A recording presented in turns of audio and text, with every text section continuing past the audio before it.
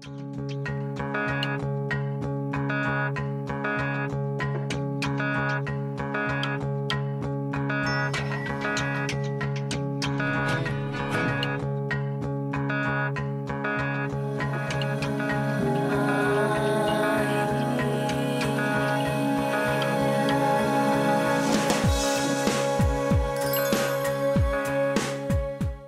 I'm Eric Anzalone, and this is What Matters Most.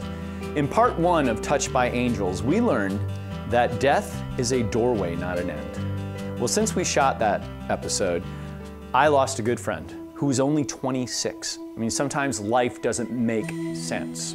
And although that little nugget looks good on paper, well, I'll tell you this, it's given me hope. Crosby, Stills, Nash, and Young told us to teach your children well. But when you think about it, maybe we should be learning from them. Let's go back to the day we sat down with Candy Danzis, the mainstream mystic, Pat Caffrey, who embodies the Angelic Council of LIGHT, and Mary Note Law, a sacred healing artist. We have so many people that we've worked with that have had life experience, so to speak, in other dimensional spaces, other dimensional realms, which makes it even more interesting because they've brought wisdom and knowledge with them that helps us learn either technologically or emotionally from so many different perspectives. It's more than just what meets the eye. You must be psychic, because I was going to ask something along those lines. And I was going to play devil's advocate a little bit. Now, God, Mother Universe, we all agree there's a higher power, correct? And the universe is infinite. We're not just talking about Earth, correct? So then if reincarnation or this cycle of life returning again and again and again, if there are thousands, hundreds of thousands, millions of other places in the universe we could go, why would we come back to this one place? Or do we? Am I reincarnated as another being 3 million light years away on a planet that we don't even know about? Is that possible? We're so vast and multidimensional. You know, we see this little being in the mirror, but if we could have an actual mirror that reflected who and what we are, we expand in so many different directions, in states and spaces and times. And at the same time, we're part of this wholeness. We're part of this collectiveness, but we individuate also. It's a real interesting dichotomy. You had some experience on your journey out into the desert with feeling the presence of UFOs or being in places. And I was thinking, you know, maybe these extraterrestrials, these UFOs that come to visit Earth, is because they understand all this, and maybe in another lifetime, they were a human being on planet Earth, so they're coming back to revisit one of their past lives. I mean, I'd always loved going home to the place, the house I grew up as a kid. It's cool, and if I knew that I was, you know, ET's, you know, cousin or whatever on another planet, I would love to go back and check that out. You know, that would be really cool. Anyway, I don't want to get sidetracked on that because. Let's get sidetracked on it for a minute. Oh, okay, absolutely. Here's a thought. When another country here in the world needs help, we're often the ones that run to help. Yeah. Sure. What if that same idea about the ET or the spaceship that shows up, what if that's coming to help? Consider that they could be coming back to visit a time that they have been, lived in, but it could also be a call for help. It could be an investigative call to see how things are going. So when you stretch it out from your human imagination into expanding it into the universal imagination, it could be exactly what we do here on a universal level. And on a universal level, karma can also help us as well, right? But karma can also be the universal biatch of a payback, for lack of a better word. Could you explain karma?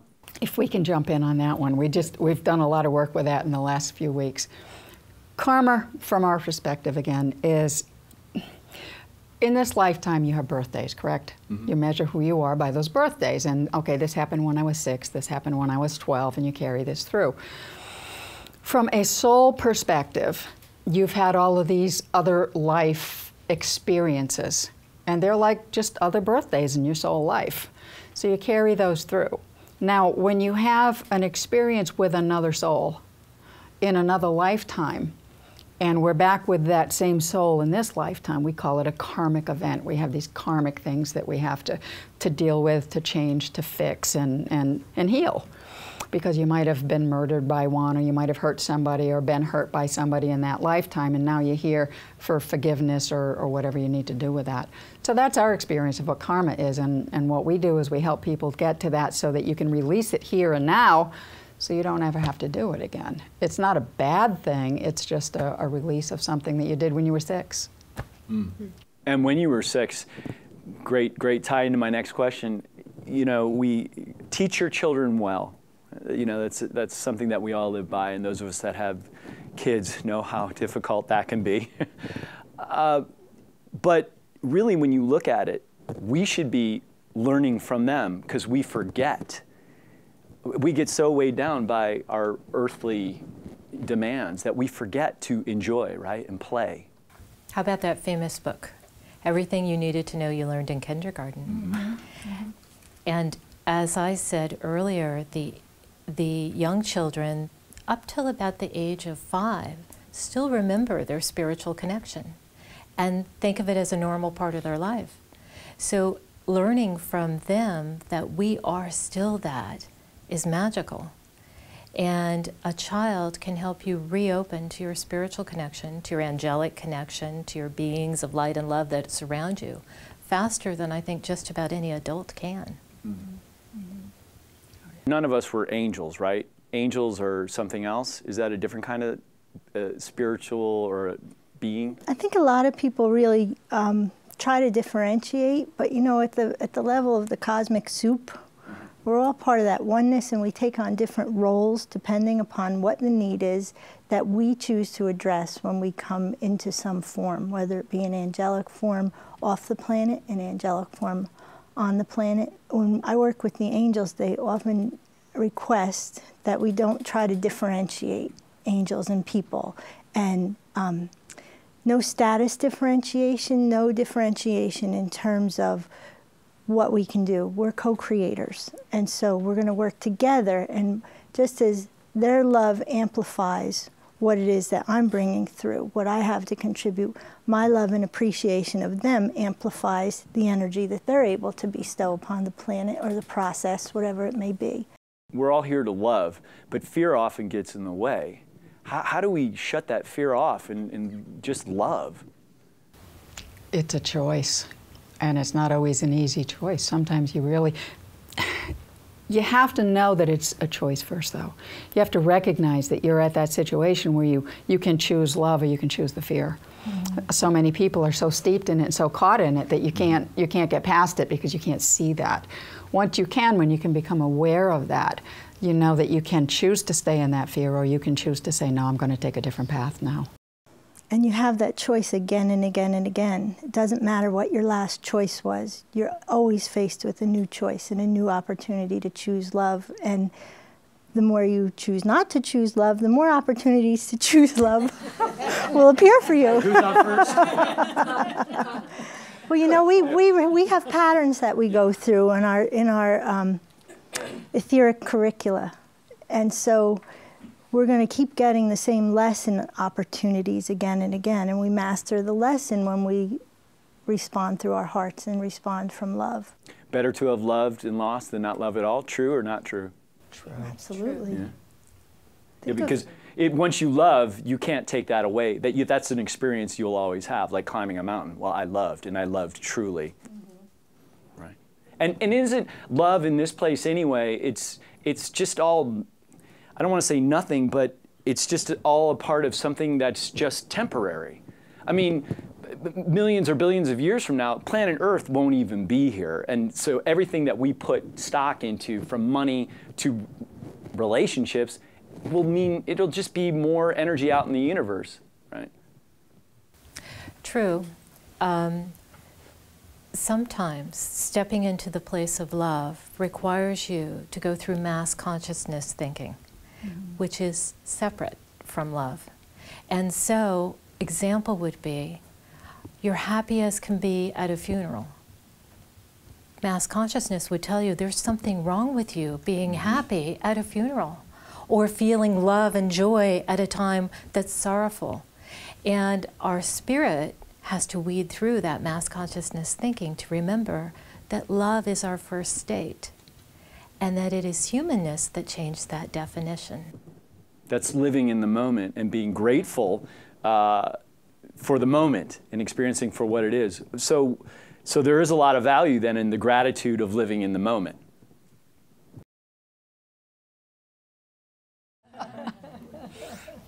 Okay, I was asked to talk about Tibet. I spent some time this summer in Tibet. Was told that our arrangement here with the council, when the council came in and embodied here, I actually left as Pat, the soul that I am here, was so afraid that I was getting in the way, that I wasn't good enough, that I wasn't strong enough to be able to do this job with all of us, that I just kept backing out and backing out and backing out. They had to bring someone who meant enough to me that could ground me back here. And it took me weeks to come back and realize I'm here. And they said, please don't ever leave again, because we need each other. I here as Pat am the grounding rod here. I'm the body, I'm the vehicle that we can use here to be embodied in and do this job. We need each other to do it. So this summer they said, okay, to me, to Pat, they said, we've got to go to Tibet. It just happened, we're going to go to Tibet. We've got some work to do. That had something to do with Shambhala, wasn't sure what it was, but had something very serious to do here. And it just, as I said, happened like things do when it's the right thing. And someone just called up and said, oh, there's this trip coming up to go to Tibet. Would you like to go with us? There's 12 of us. And sure. So we went to Tibet. Had an experience in 3 of the monasteries while we were there that was so overwhelming for me that I just sobbed. I mean, just had these just overwhelming emotional experiences, and was told in the process that the places that I was having this experience in were monasteries that were built by a man called Tsongkhapa, or were the birthplace of Tsongkhapa, and he was the head of the Yellow Sect, which started the Dalai Lamas. The Yellow Sect is the Dalai Lamas. And was told in the 3rd one of these experiences that I had been him.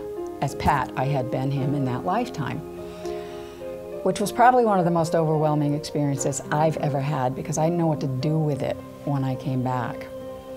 But while we were there, we created a group, which we had to do in secret because it's Chinese occupied. We had to do it in a hotel room where we put a group together with the 12 of us and did a special blessing when I was in the Dalai Lama's audience room in Drepung Monastery in Tibet.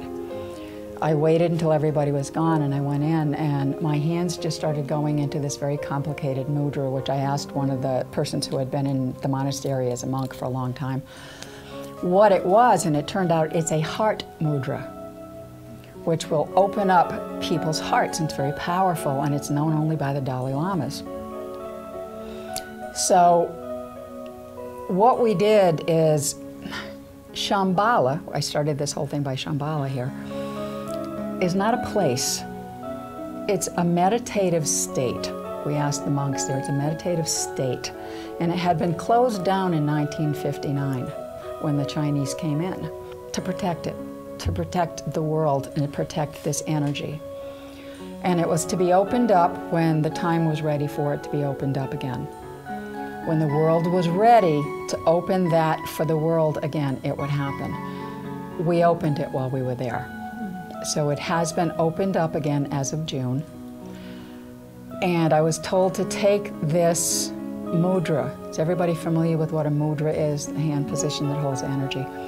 And to take this to the world now to initiate and open people's hearts so that we can find that compassion that's in there, and you can find you in there.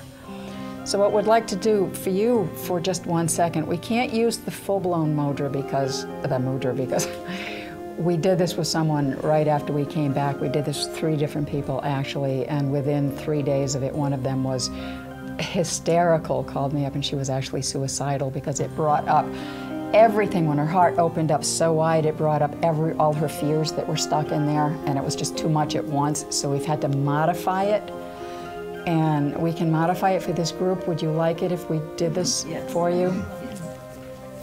Okay, so you can sit, you can close your eyes, you can keep them open. It doesn't matter if you will just put your hands out if you can and connect in whatever way you can. If everybody will think of the happiest moment they've ever had. It could be the birth of a child, a job, it doesn't matter, just the happiest moment you've ever had. I want you to just think about that for a moment and let that go through you and feel that right to your toes. And we're just going to do this mudra now.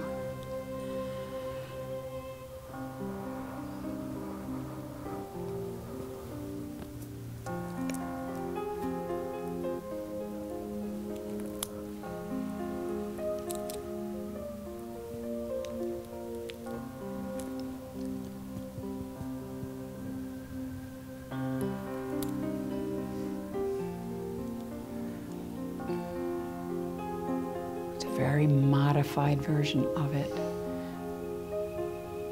so that you can get this in peace. Just feel the love of your own heart, please. And this isn't just so that you can feel what this feels like in this moment. This is so you can take it with you. In your happiest moments, in your darkest moments. Feel this. This is your soul. This is you.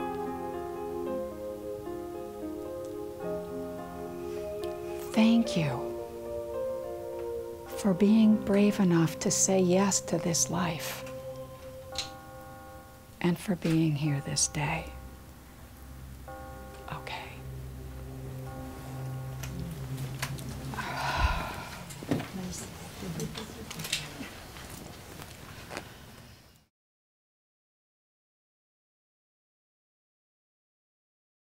I have a three-part question. My name is Carol. When did you first know or see or experience angels? And how did you know what they were? And what was your reaction?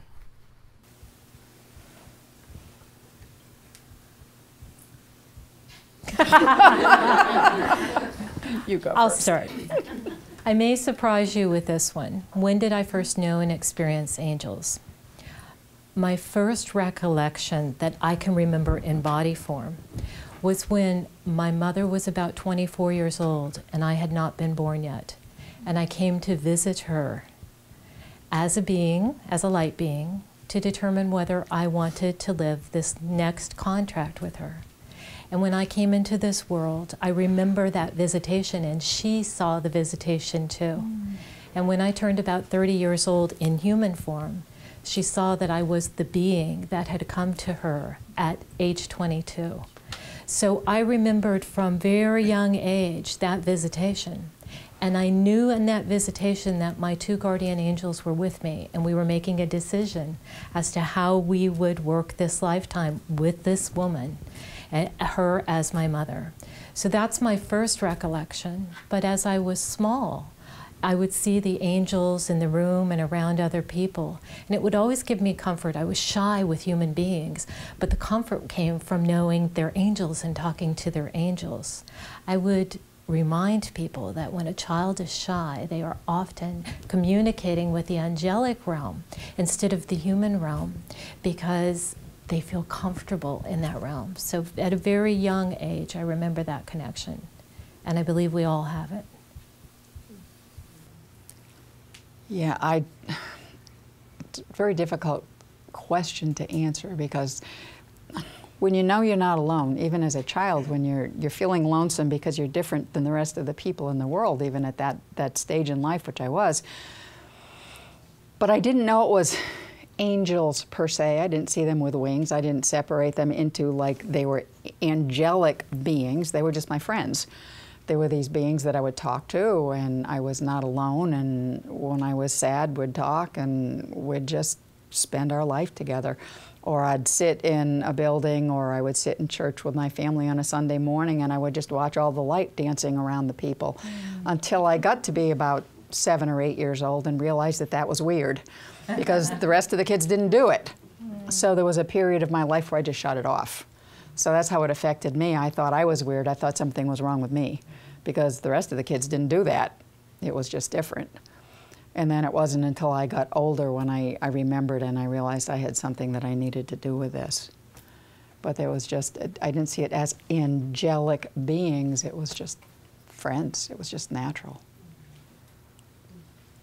I think I actually had a little bit of a different launching in that I don't recall having intuitive awareness as a child. But I always had a deep love of the concept of God, you know, who I believed God to be, someone far away on the other side of the universe with a long gray beard. I loved dearly, and I loved Jesus, who I was taught about. But I didn't feel a two-way communication or a two-way engagement. And in the spiritual tradition in which I was raised, all references to angels were in the Old Testament or in the time of the New Testament, in the time of Jesus. And we didn't actually discuss modern mystical events in the churches that I was raised in. So I really thought of angels as being extinct. And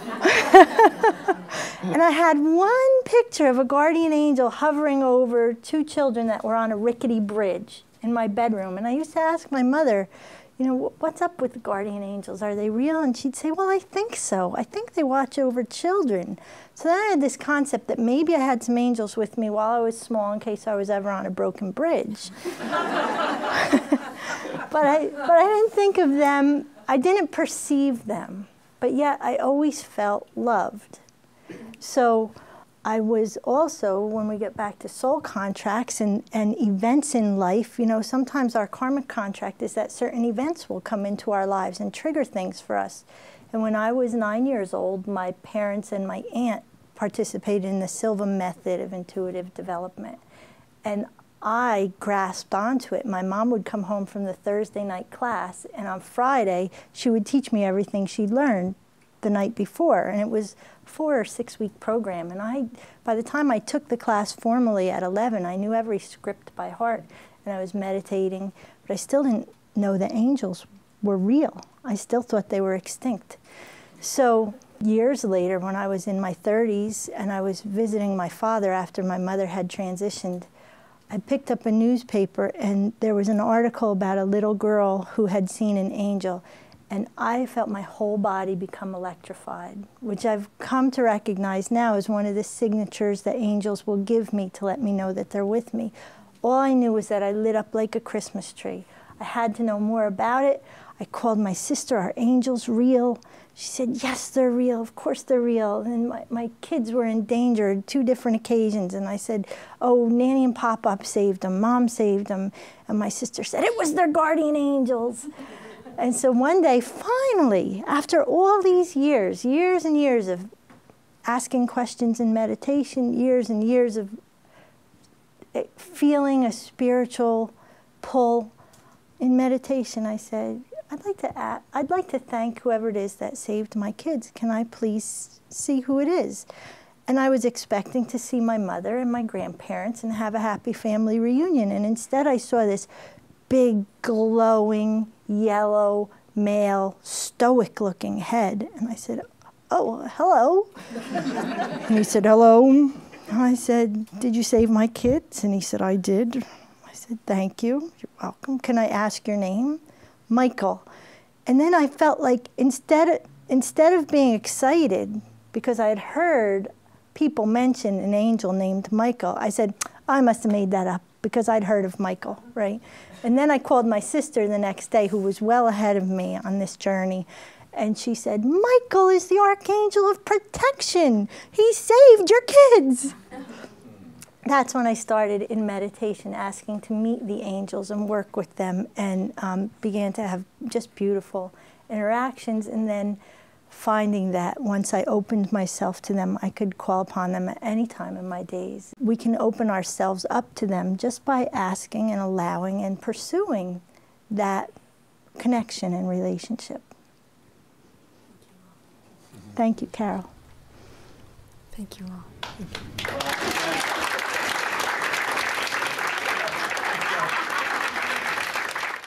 You know, it really makes you wonder if at one point we could all talk to angels and we've just forgotten about it. When my daughter was 3, she had an imaginary friend named Douglas that she used to sing Christmas carols with. George had Clarence in It's a Wonderful Life, and Samantha had Douglas. Candy, Pat, and Mary make it look so easy to connect with the angels, reminding us all, once again, it's the simple things in life that matter most. Namaste. If you enjoyed our program, please share it. Become a partner. We welcome your support as we continue to create enlightening episodes and meaningful programming. For more details, check us out at whatmattersmostts.com and on Facebook /Experience Nirvana. Namaste.